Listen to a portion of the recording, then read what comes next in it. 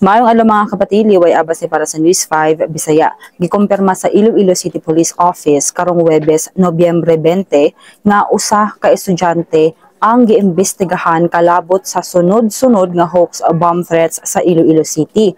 Ang minor de edad nga gikan sa 4th San Pedro National High School nakit-an kuno sa iyang classmate nga nagkopya sa text message gikan sa prankster ug gipadala sa messenger ang mensahe gamit ang personal niyang Facebook account.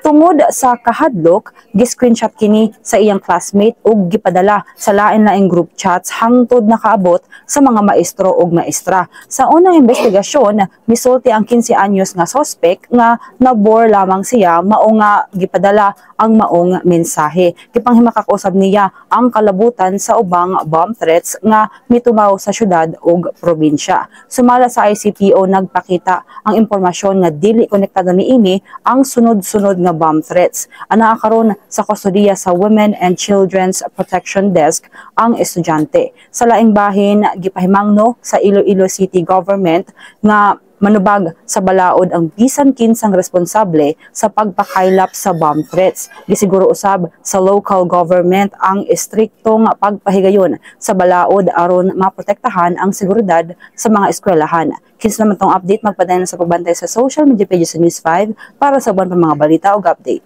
Amping tangtanan.